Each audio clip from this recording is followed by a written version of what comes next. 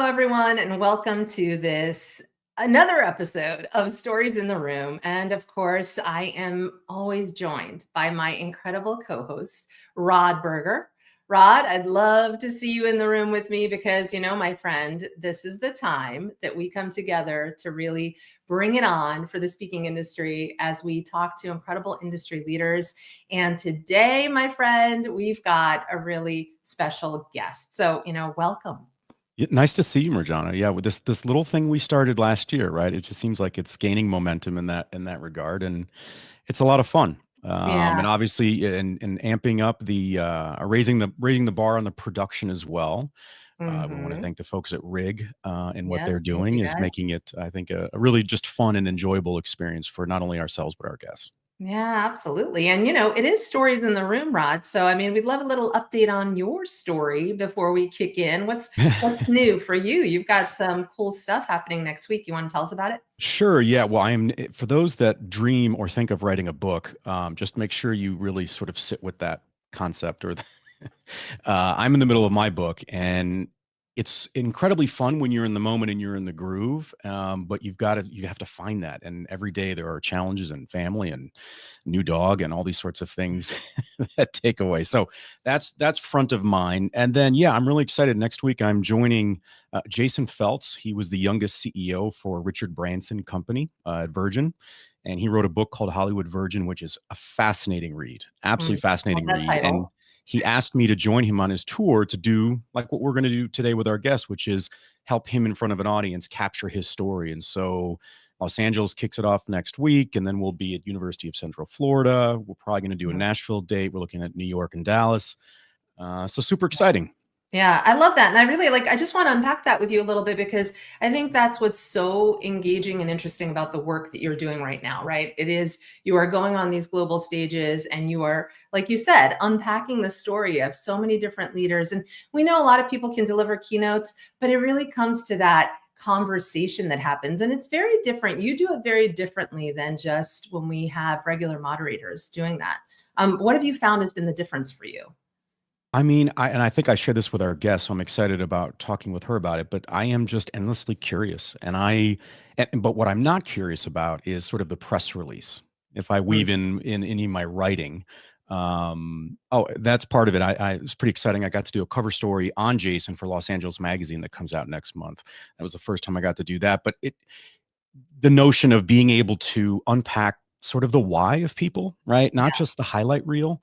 And I feel like that's what has happened traditionally when you have someone sharing a stage with a moderator or someone who's helping to sort of extract that out. Mm.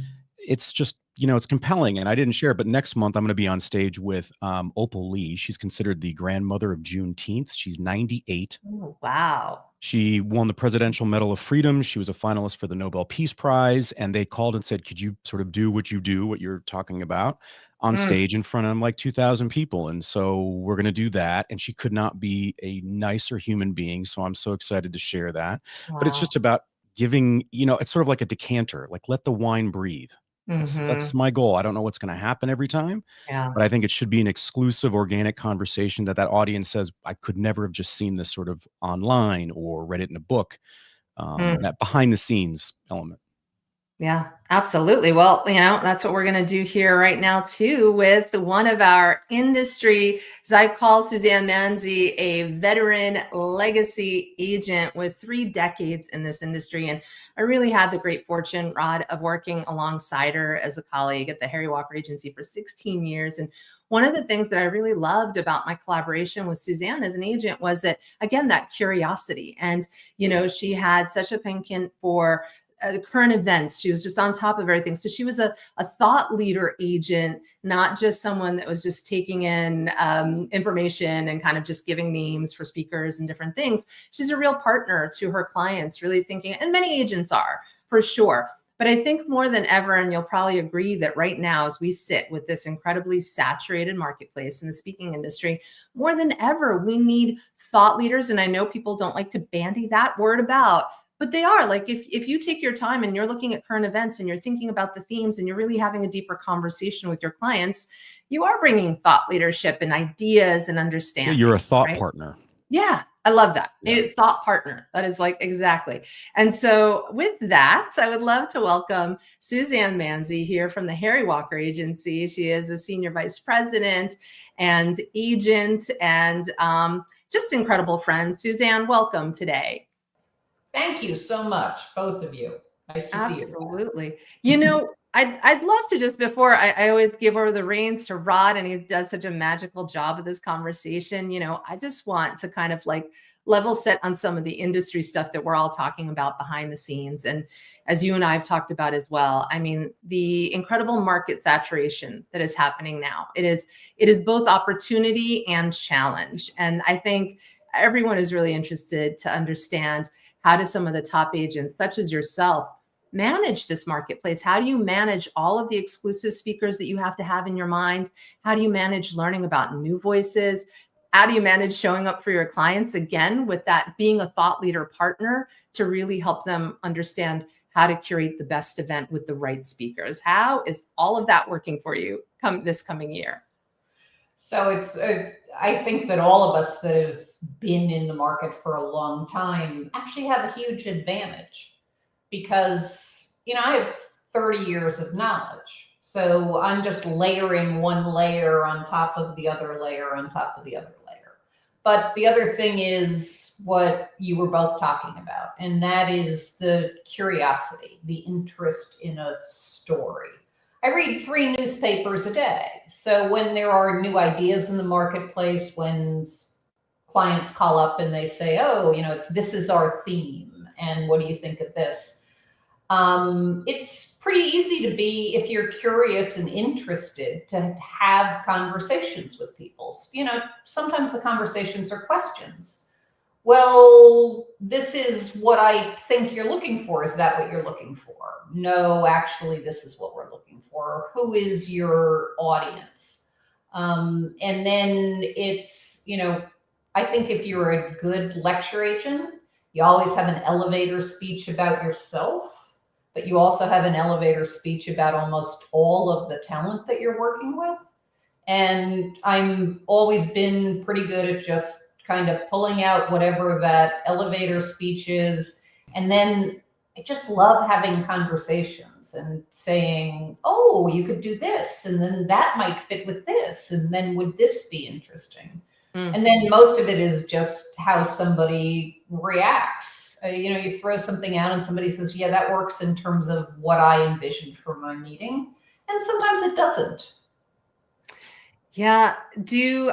How are you finding that people are coming to you now? Like it used to be that they would come in all locked in with the themes and the ideas. Do you think that it's becoming more and more challenging just because there's just so much change happening and so many new ideas being thrown out? And it seems like probably every week they're having meetings, with different thoughts and themes. Do you think that you're becoming even more of a thought partner for your clients than you ever were in the past? Yeah, I do think that the market now demands partners that can have honest conversations about what they want and are willing to have multiple conversations about what they want. So I have always had an informal slogan about what I do, but it really is true. Questions are free, speakers are not. But never, ever, ever do I want someone to feel like they asked me for ideas and then they came back to me and said, oh no, guess what? We changed direction. Oh no, guess what? We changed direction again. Oh no, guess what? We changed direction again. I don't really care. I have a lot of fun talking about whatever the direction is. So I get that things change, that we live in times where there's a lot of uncertainty, where your market and your needs, you may start off in one direction and then end up in a completely different place. That to me is energizing, those kinds of conversations. But I also, and I think Marjana, you and I have definitely had this conversation.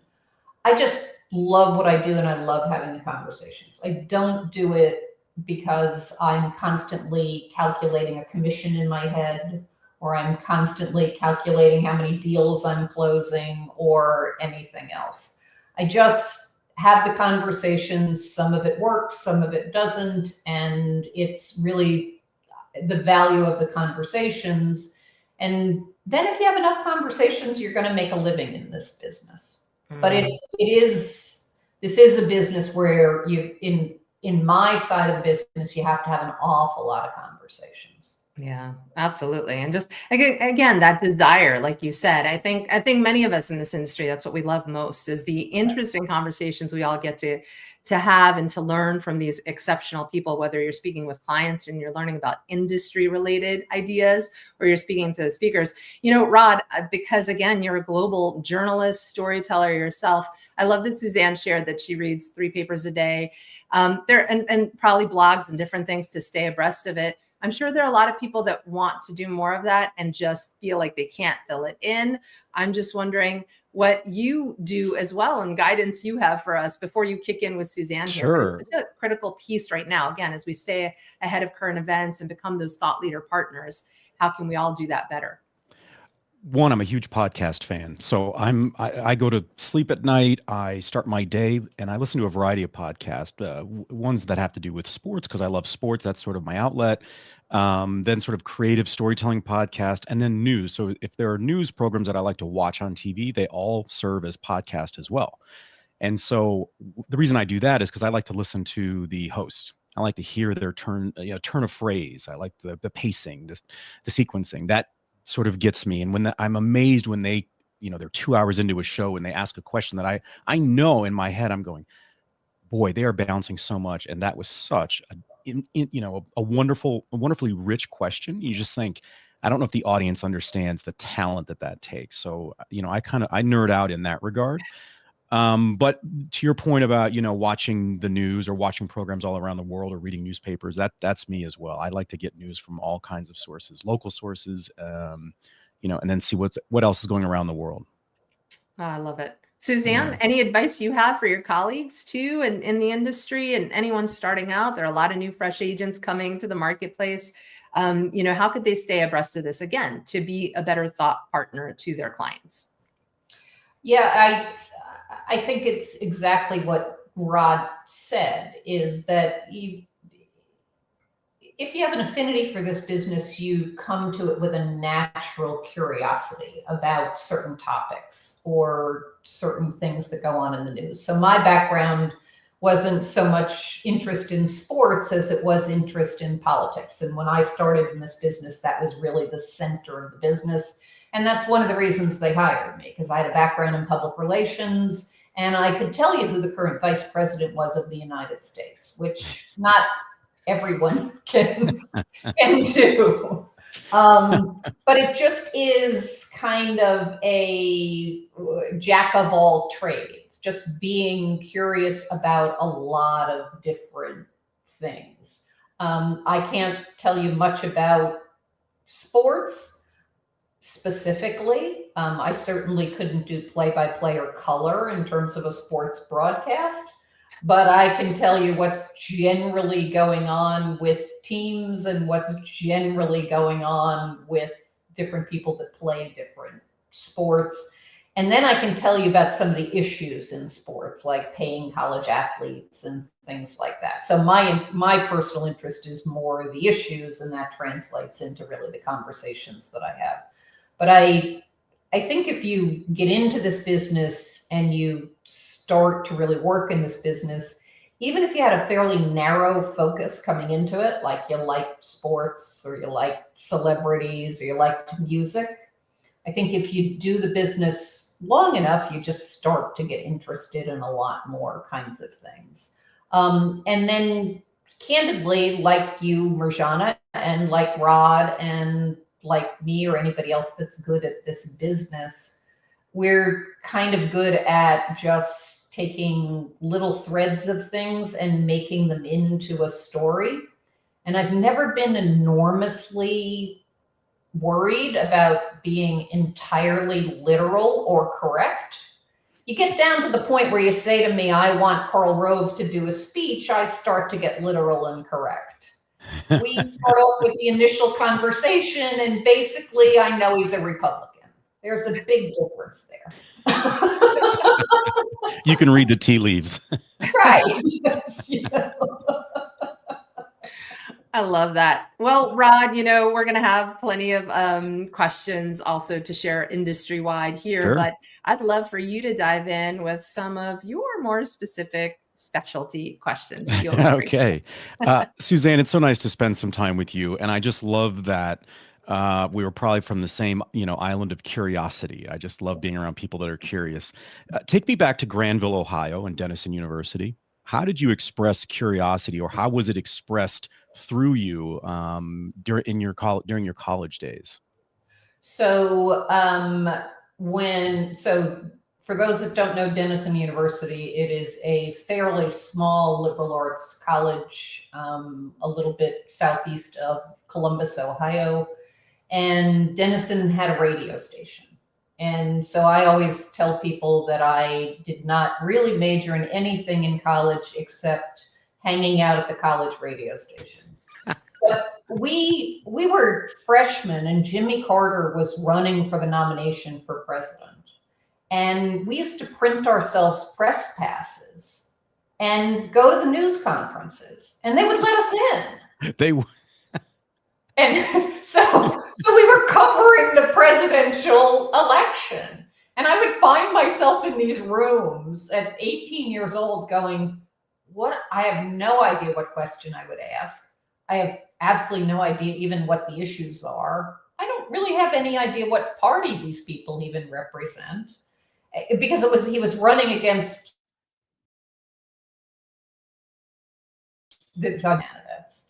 So must have been the Democratic primaries that we were covering, but it was. Now, were you working for the radio station?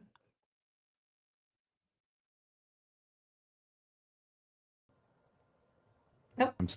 So my video there we go. My video. So were you working for or is this like Wedding Crashers? You were sort of crashing and getting a press pass. We were Wedding Crashers. We were a 10-watt radio station, but it had 4 call letters, and we were just, we were kids. Then the election is over, and so then we graduated. We were like, we could print press passes for all the concerts that come to Columbus, and we could get into the green room backstage. And so I spent 4 years basically printing press passes and going to things that were interesting, but also being in the room and meeting these people and hearing ideas. And then, then I started to figure out, they are a Democrat, or they are a this, or they are a that. Was there a moment, Suzanne, when I think it's interesting, especially during college, where we're sort of bubbling up with opinions, right? And at some point we feel really comfortable, whether we're sort of correct or we're sort of on the right path, but we start to feel comfort in our own opinion. And if you're in those kinds of rooms, I'm really curious as to, was there a moment where, and look, that's also, you're talking about a point in time when, I don't know if you felt, talk about sort of gender wars and how you were being treated. I have no idea, what that experience was like as a woman in some of those rooms, but like the relationship to your own opinion, was it forming in those rooms, in those experiences where you had to sort of say, I can't believe I'm in here? I have to tell you something. I think I was so immature and naive that it never even occurred to me. But I will say, I love the transparency. Being a woman in business, I never noticed that I was the only woman in the room, but there are so many times in my career where I really was the only woman in the room. But I didn't even pay attention to it. I was originally from New York. I grew up on Long Island. And when I graduated from Denison, I wanted to go into the PR business. And so I went back to New York, and using my communications degree and my vast experience at a college radio station, I talked myself into becoming the assistant director of radio and television for Reuter and Finn, which was a huge international PR firm. And I found myself at the White House doing White House conferences with Jimmy Carter in the room, who had become president. And I found myself in all of these situations that I couldn't even imagine being in, but it was comfortable to me. Would you say that that's where, because what's fascinating is then you work in an industry where, just sort of broad strokes, right? If you're going to be a keynote speaker, you're going to be a lecturer, there has to be some level of alpha to your DNA. And so you work in an industry where the people that you're representing and collaborating with are to some degree alphas. Have you always felt comfortable in that space? And I say that because it's what's fascinating when you're a new speaker or you're a speaker trying to break into the business, right? The agent seems to be the alpha in that relationship, right? They're the gatekeeper. They're the ones that hold all the power, the keys. And I find from speakers that are trying to build up their own practice, there's this, it's like balancing out the chessboard and trying to understand where you can speak up and represent yourself, and then also defer to someone who has the experience. What's been your relationship with the alpha? So it's interesting that I am enormously comfortable being an agent. I would never, ever, ever want to do what you do and be on stage. I Come on, there's remember always tomorrow, Suzanne. a few years ago, I was at PCMA and Ronan Farrow was one of the speakers. And I was in the green room and Ronan went on stage and he did his thing on stage. And, there are thousands of people in the audience. And then he came back to the green room again and we were just sitting there talking. And I said to him, I really admire what you do, because to connect with an audience on stage, you have to be pretty vulnerable. You have every single really good speakers, every person in the audience feels like that person is talking to them and they know them. And that involves a certain amount of vulnerability. And candidly, I am unwilling to be that candid in front of a group of people. So it's really easy to be an agent because I'm having small conversations in small rooms, but I think it's much harder to be a speaker because you are putting yourself out there in front of much larger groups. Does that make sense? It makes perfect Margella's sense. done a lot of speaking too. You are very different people than I am. I'm great behind the scenes advocating for you, but I could never do what you do. How has that impacted your ability to evaluate talent as not only the market shifts and changes on what they are looking for, maybe what they, sort of think is talent when they're contacting an agent or an agency? How has your sort of eye for talent evolved over time? So let me kind of equate it to acting. Mm-hmm. We've all seen people that are really, really good on the big screen and the camera likes them, but they go to Broadway and they fall flat. And that's also true of speakers. There are people that are really good at big rooms. They make themselves that big. There are people that I've seen that have a lot of potential but are starting out, and they really are more session speakers because they have not come to that comfort level of making themselves that big in the room. And I am not good at, that's a personal choice that somebody makes on stage. And because I candidly admit that I don't make that choice and therefore I'm not really great on stage. I don't know what that switch is, but I think that people that speak, there's a moment when they step on stage and they realize that they're just getting to a bigger stage. Because isn't there a difference? Being bigger. Yeah. Isn't there a difference, Suzanne, in the like I'll agents that can sell because they can, talk about somebody's book or series of books. You've got that sort of an approach, but then there are the agents that understand the essence of the speaker. And that's, to me, what you're sort of touching on is that there is a different level of talent. I'm calling it talent. You don't have to say that, but a talent in someone like yourself that can communicate that sensibility of a speaker that would then potentially match with what the client is looking for, the theme, these sorts of things, the audience, the environment. That's a different level of understanding. And that, to me, is probably baked in your love of curiosity. Fair? Yeah. The other thing that I will, I didn't ever work anyplace other than the Harry Walker Agency. When I joined the agency, we represented the first President Bush and Henry Kissinger. So I've always dealt with mostly speakers who had spent a lot of time on a world stage and were pretty good at presenting. But when I first started listening to speakers, the thing that I found most interesting was that every single one of those speakers, when they first started talking, for the most part, would tell a story about themselves or give the audience some knowledge of themselves that was a funny story about them, or gave the audience a common thing to connect with them on. Humanized them. Right. So it was, I remember being with Anderson Cooper, one of the first speeches that he ever did. And he started off talking about, news stories and very factual things. And then he kind of got to the part about who his mother was and how he got into the industry. And at the end of it, he said to me, "How do you think that was? And what would you do differently?" And I said, it was phenomenal, because he's a phenomenal storyteller. And anybody that, is a storyteller in the news can be a storyteller on stage. I said, the only thing I might do is flip it, and I might start off with some of those personal, more vulnerable stories, because that draws the audience in. And then once the audience is with you, then they follow you.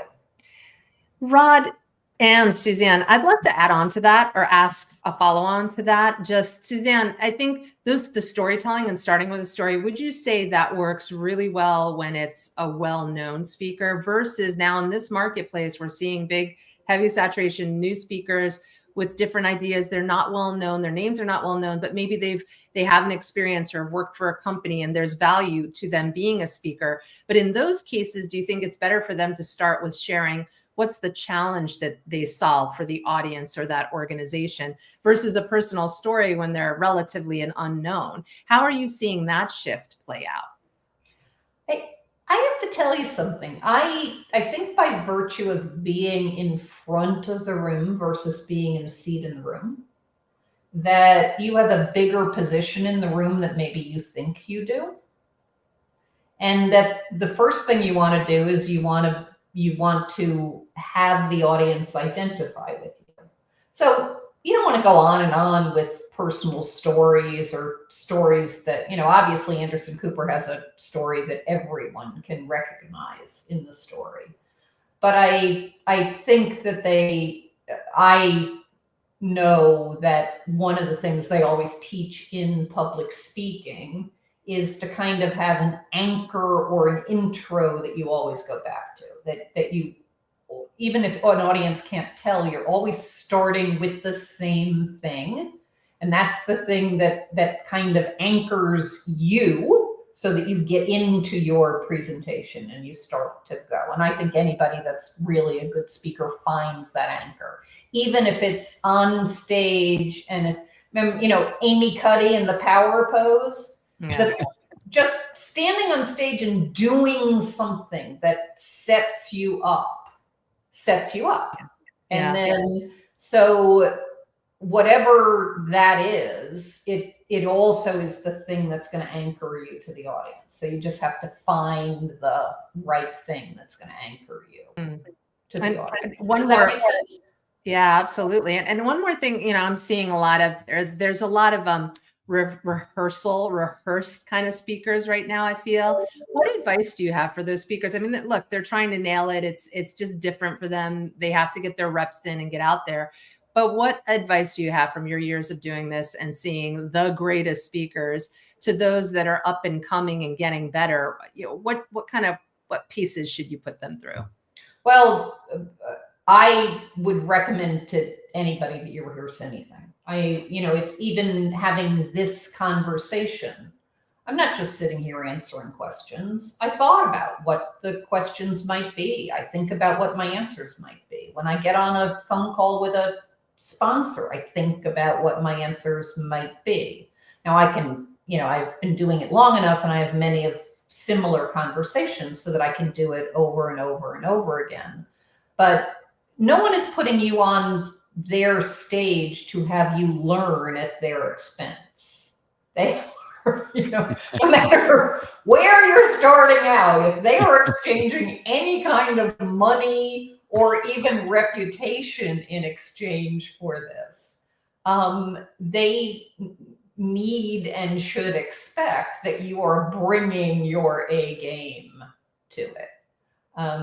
But the one thing that I have actually done a lot of presentations on stage, and since the advent of video and Zoom and everything else, I've done tremendous number of presentations. I've become more comfortable with it. But it truly is not my favorite thing. I would much rather be behind the scenes.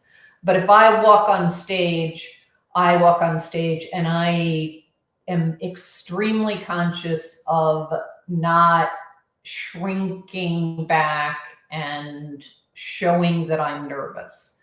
I walk on stage and I take up the room. I go to an event and I walk into the meet and greet or the cocktail party, and I belong in that room and I am saying hello. I am not standing in a corner. And I think that is enormously important. But you want to have a little emotional intelligence. You don't want to be the person that owns the room and everyone's running away. We have plenty of those. Would you say, think back when you were a child, I mean, were you that kid that was sort of unafraid to walk into a room and command it, even as a young child or elementary school student? No, You weren't. I was not one of those people. I would have characterized myself as quote unquote more shy. But the funny thing is, when I talk to people who knew me when I was that age, first of all, I have red hair. So I always stood out in a room. I mean, people were going to notice me because it's like you have a light bulb in your head that when you have red hair. So it's hard to shrink into the background. Plus, I'm tall. I'm 5'8", and I was always one of the tallest kids in the room. But my perception of myself was vastly different than other people's perception of me. But what was their perception, would you say? Their perception was that I was a leader, that I was smart, that I was very capable, and that I didn't necessarily know that about myself. But I was fortunate enough to have parents and teachers and a lot of other people in my life that would challenge me to stand up and speak more, to take the leadership position. You know, even when be on safety patrol, which, doesn't seem like much of a leadership position, but when you're in charge of not getting the kids run over at the corner, I guess think that's pretty important. Now, is that where your love of current events came from? Because I can relate to that. I had a much older father from Germany, so I was watching 60 Minutes at like 5. Did you have that, your love of current events? Were your parents, were they into current events and basically inviting you into the conversation? So my parents were both college educated, and my mother worked as well. So they would, they definitely talked about ideas and things like that. But I was, more than anything else, I was a reader. I still love to read. But I would be at friends' houses and they would be watching soap operas or cartoons, and I wasn't so interested in that. Right. So I would read their parents' newspaper, or I would read the TV. I would read. So they're watching Young and the Restless, and you've got the parents' newspaper. And I'm reading, the New York Post or the New York Times or whatever. So it's, I don't know necessarily how you develop an interest in these various topics. I think I just always had an interest in, I'm interested in an awful lot of things, but I will tell you that I am very good verbally. I'm a good writer. I am good at knowing a little bit about a lot, but don't ask me to program a computer. Don't ask me to do neurosurgery. Don't ask me to tell you the, periodic table in chemistry. Not good at any of that stuff. So I found something I was good at. I get the sense, Suzanne, that you are comfortable in the uncomfortable or in the not having an answer. And yet, what I'm finding in this industry is that there are so many speakers out there that speak in absolutes, that they have sort of the answer, whatever it is that their area of expertise is. They've got their 7 steps, they've got their, 12 pillars of whatever. I would be curious as to how do you, like, what does that do for you? I would think that because you're curious, because you came from an environment where having ideas or maybe not having an answer to something that was a complex situation in the news or at school, that there was a level of comfort where you're okay. You don't have to have the answer, and actually you enjoy the pursuit of the answer. So yes, you're right about that, but I do have to say that in terms of speakers, that the marketplace wants some answers. So it's a really good idea to have those 7 steps, or the mnemonic that makes people remember things, or whatever it is. That definitely makes for a great presentation. And then the other thing is, I've been doing this for a very long time, and I train a lot of people and I work with a lot of people. And in having to do that, I have to really sit and analyze, what is it I do? How do I have these conversations? What questions do I ask? And I have to basically create my own 7 steps or 12 steps or something else, so that people can learn to do the job. So one of the things, and I think when people are starting out as speakers, they probably, unless you're really a natural at it, certainly when people start out in a job, start out in the marketplace, everybody thinks that to be me, you have to act a certain way and you have to look a certain way.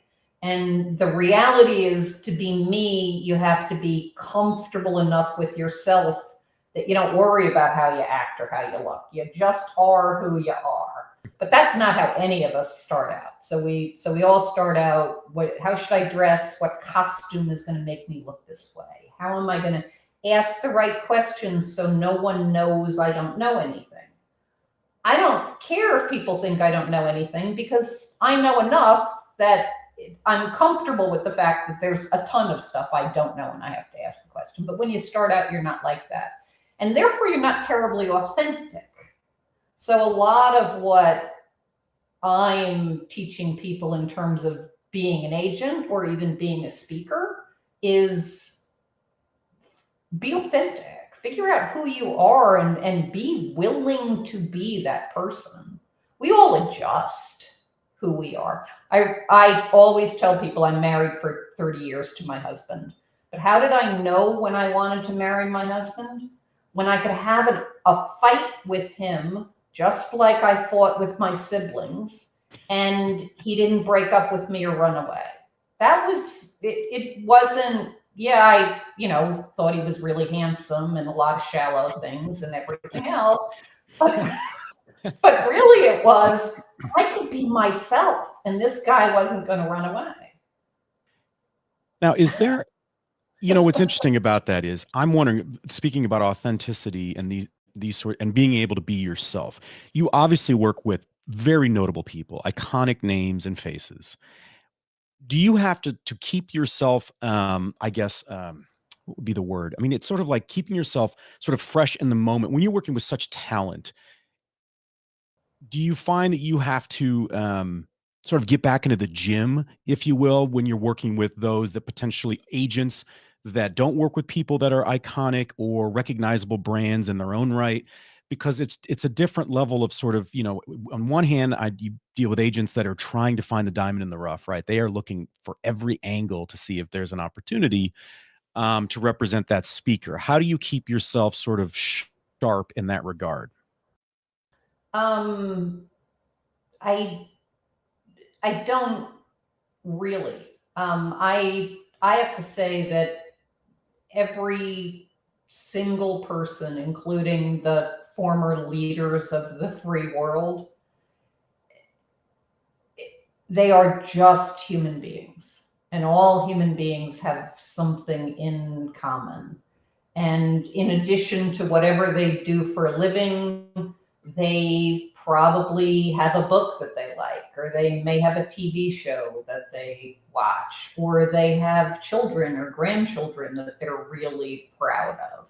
And the reality is, that's the level on which I relate to these people. I don't relate to, Shimon Peres, the Nobel laureate, like I'm never going to solve world peace. It's just not the way. I remember in thinking about doing this, I remember when I was first starting out, and I remember talking to Carol Burnett's agent. And I had called them to see if Carol Burnett would do something. And of course, she wasn't going to do whatever I was calling about, but they represented somebody else. And they just started talking about, they said, well, no, Carol's not going to do it, but I can't remember who it was. It was many, many years ago. But I represent this person. And they were so enthusiastic about talking about that person. Now, I didn't buy that person, but my takeaway was, wow, that's what I want to sound like. I don't want to sound like apologetic and I'm reading off an index card or anything else. I want whoever I'm talking about to kind of come to life for you. And so that's what I started really practicing in terms of having the conversations, is when I'm talking about a speaker, can I make you remember that speaker and make it come to life? And if I can do that, then there's a pretty good chance that you're at least going to take a look at that speaker. Anybody that works in this industry, our close ratio is only 10%. I was recently with Scottie Pippen, who was explaining that, listening to a presentation, with A-Rod, who was explaining that to be a good baseball player, you only were successful 30% of the time. And I remember thinking, I'm only successful 10% of the time. So it's, that's the close ratio. And that's what we all deal with. And even whether you're an agent or a speaker, the reality is most of our life is a lot of no's and a lot of rejection. But I love what you said, though, Suzanne, which I hope the audience takes note of, is that in essence, you start every relationship with a speaker, just two humans, right? I mean, it sounds like, maybe, a college student would say, yeah, okay, I get it. No, you don't. Like, it really is that important, because when you connect with somebody on a very just visceral level of you're either a parent or your grandparent, or you like the same sports or whatever, it changes the dynamic almost instantly. Like, I remember I got a chance to interview Magic Johnson in LA, and there were a lot of handlers, and it was one of the rooms that, you've been 5 handlers and security and everything. And I could tell he was just not in the best mood, because it was just kind of this sterile environment. And I had 2 things going for me. We both went to Michigan State, and my beloved Detroit Pistons battled the Lakers forever when I was growing up. And I thought, why am I going to ask him a question? He's interviewed all the time. And so that's how I started out. I just said, all right, come on, you stole the championship in '88, and we had the best laugh, and I've got the picture framed here behind the camera. And then we had this incredible conversation. And for me, it's always a reminder that you've got to treat people like a human, to your point, and it sounds cliche, but it is so important, because especially in the agent side of it, I hope all the agents hear you, because I have personally interfaced with a number of them where you kind of think, at what point do you want to get to know me? Because that's what's going to be communicated when you're selling me or someone that I know. And I don't know if enough of that is being done. Is that fair or foul? No, I think you're right. And I think the people that are most successful at being agents definitely recognize that. And I think so, from the point of view of what you do, you recognize what is a successful interviewer. And that is not necessarily that you outshine the other person, right? But that you create an atmosphere where that other person can become a person and shine. And by asking Magic that question, you allowed Magic to kind of remember something that he remembered fondly. Yeah, he was on the better end of that. Right. Well, so No kidding, you would remember Right. it. But it's, I always tell people in my business that what you're trying to do is just make enough connections every single day to make one friend every single day. And that's really what you're talking about too, is that you're not interviewing Magic Johnson to make yourself seem like the best interviewer, to get something out of it for you. You approach it as, could I make this guy my friend? And if I could make this guy my friend, this would probably be a pretty good conversation. Yeah. And that's how I approach every single conversation is, can I find something in common with this person that we could be friends, that they would fondly remember me and want to talk to me again. So Marjana knows this, I have a rather robust laugh. And I like to, have fun conversations. And over the years, that's what I found is a lot of people said to me, they don't take my calls or reach out to me because I'm the smartest person in the room, or I do represent good speakers and all that. But they wanted to talk to me because I wasn't a downer, and so much of the rest of the stuff in their life was a downer. Just a subtle, right? But it's so subtle when you think about interacting with people. What is your advice for agents? And maybe this goes for speakers as well, thinking about that authenticity and trying to find that in the person that you're going to represent or work with or collaborate with in a world where, and Marjana touched on earlier, there are so many resources now for speakers to basically polish up their act and to look pro when maybe it's not, an authentic representation of sort of what they've done in the industry. And so how do you kind of weed through that to understand the essence of who somebody is when they've got this incredible reel, but then you found out that it was a manufactured reel, and they've got everything sort of looks good on paper, to your point about not worrying about what you dress, how you dress, and all these sorts of things. How do we dig through that so we can find the authentic person behind, hopefully it's not a facade and there's great talent there.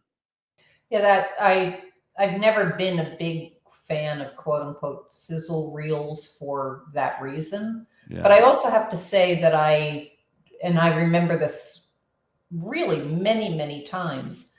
I've seen recordings of people where I didn't really think they were a great speaker, and then I've seen them in person and I was like, oh my God, now I know why that person is such a great speaker. So it's also really hard to have the camera like you, and audiences, and you may do really well in front of a camera and you may not do really well in front of an audience. I've always been on the side of it where I am selling the talent. And one of the things that I've always been very, very conscious of is being really honest with people about whether the talent is going to be right for their room. There are some people that are not really right for small rooms. There are some people that are not really right for a lot of socializing and meet and greets and everything else. They're great speakers, but they may be more introverts. I've always been very honest with people about whether the person may be right or wrong for what they're looking to do. And so I think it all comes back to that kind of just creating a partnership. Speakers create partnerships with their agents. They create partnerships with the audiences. Agents create partnerships with the meeting planners that they talk to, and with the speakers, and ultimately with the audiences. When I'm talking to meeting planners about a list of speakers, and there's, out of the three of them, who's the best? And the reality is, I am a terrible judge of who is going to be best for your audience. You know your audience, you know your room, you are the person that has to decide. But I will say that I've never been on the other side where you're taking the risk of who to put on the stage, and it could be a big mistake. I am, not just because I'm a lecture agent, but because I know how risky that can be.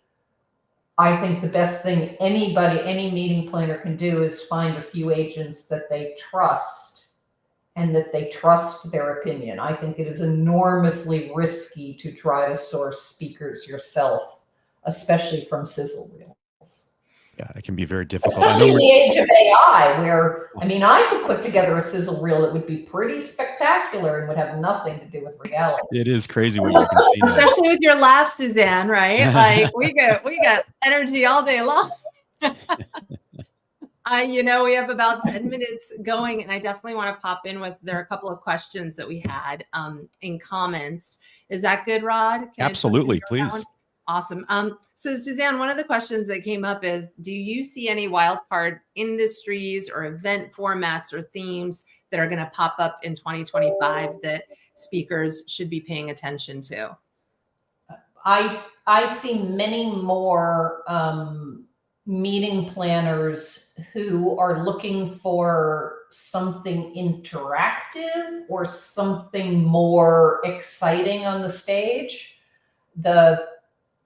Certainly in my business, because I deal with a lot of celebrities and things like that, I have a lot of people that the format is moderated Q&A, and meeting planners. I love that, Suzanne. But they're not big fans of moderated Q&A. They don't know who to get as a moderator. They don't necessarily have a budget for a moderator, and so they want someone that can command the stage and interactive or things like that. The other feedback that I'm hearing from the marketplace now is, so I deal a lot with well-known names, and that is quote unquote multi-hyphenates. So somebody that became well-known for one reason, but they're on stage for a different reason. And so we've always seen that, somebody that survived something and then was on stage telling the story, but it was more than just the story of survival. Or in the case of, the people that I represent, somebody who, Magic Johnson is a perfect example. Magic is most well known as a basketball player, but Magic's business success is phenomenal, equal to his success as a basketball player. So that's what the market is quote unquote calling multi-hyphenates. And along those lines, we're seeing a trend of people asking for pivots. There's a lot we live in a world since before the pandemic, but definitely the pandemic. There's a tremendous amount of uncertainty in business. There's uncertainty in business, just even in terms of the workforce, still the argument over return to work, those kinds of issues. And the commonality of that is quote unquote pivot, be flexible. And there's a speaker, April Rinne, who talks about flux. And that's a recurring theme that I'm hearing.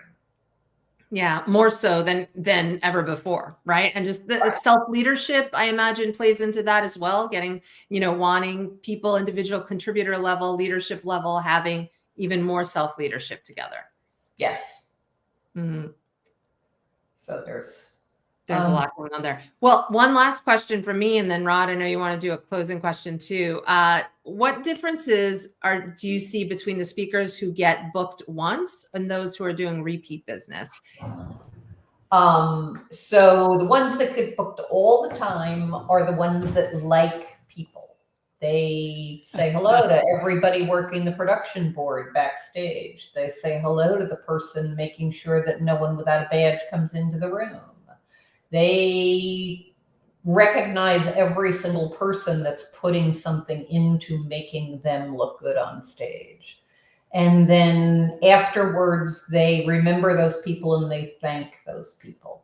I remember Bush 41, I have one hanging on my wall, would write personal thank you notes to people. Almost anyone that got in touch with him, he would write a personal thank you note.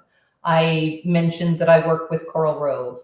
Karl makes sure he knows every single person in the room and he writes them thank you notes afterwards. I've been at events with Carl where the guy that drove the golf cart, Carl gets into the golf cart and says, okay, we're now Team Rove. And he makes this guy driving the golf cart part of Team Rove. And this goes a tremendously long way to just treating it. It's not just about the job you do on stage. It's about recognizing how much of went into putting you on that stage and how many people behind the scenes poured so much of themselves into putting you on that stage. Yeah. Those are the people that get invited back again and again and again.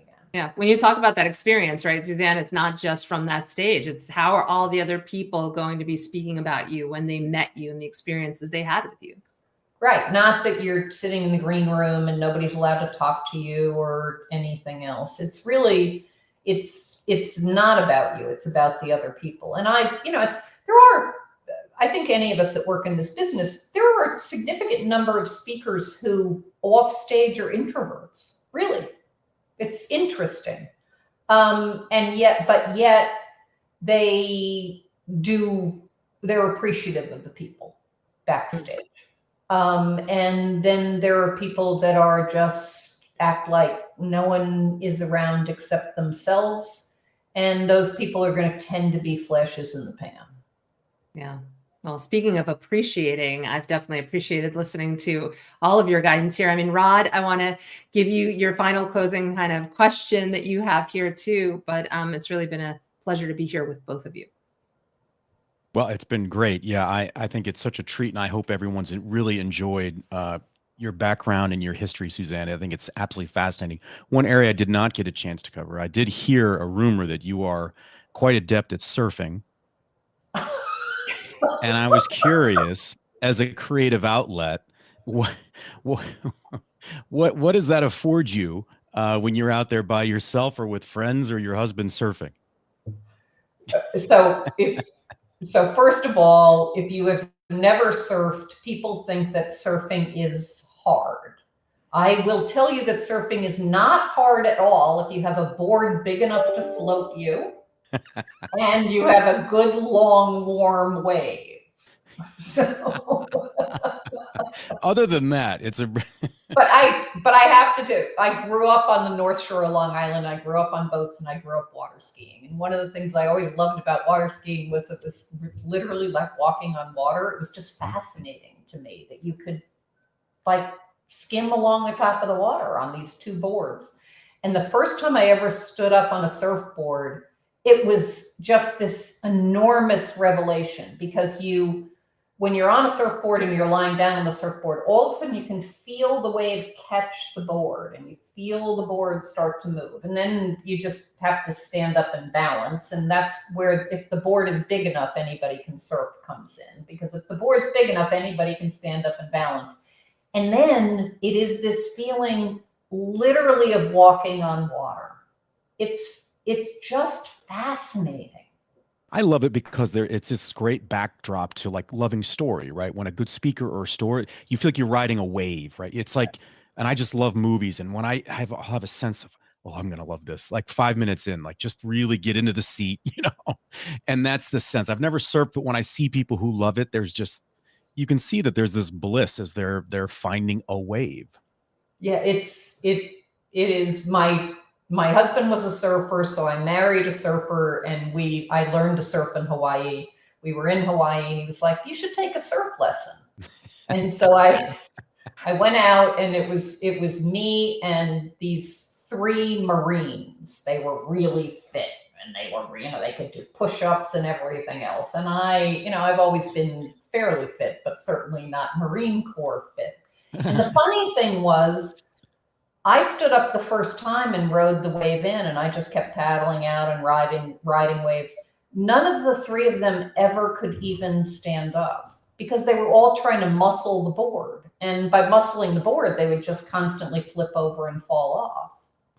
So equating it to what we're talking about is some of being successful at anything is not overthinking it and just doing it. It's such a great point. What a way to put a bow on the conversation. Marjana, I know you've got some just closing logistical comments for the Yeah. audience, and then we'll let Oh, Suzanne wow. get back to surfing, or I'm petrified about the idea of surfing, although maybe one day. I can't believe you did it for the first time in Hawaii. That's insane to learn there. Anyway, Suzanne, Kara Paulan, one of our former colleagues at Harry Walker, had joined us, and she sent some of those questions in. So thank you, Kara, and she says hello, and also great point on saying that it's how people make you feel. So thank you, Suzanne, for making us all feel like we've heard some great guidance here today. And thanks for joining us. And, as always, we've had many years of collaboration together. Your insights are really, very impactful. And I hope that it really guides a lot of people who have been able to hear you today. And we look forward to learning more from you down the road. So thank you so much for your time. And Rod, of course, as always, my friend, thank you. Thank you, Marjana. doing Suzanne, such a wonderful great to meet you. Thank you so much for sharing your meet stories. you too, and thank you so much for a great conversation. Thanks, everyone. We'll see you next time. Bye-bye.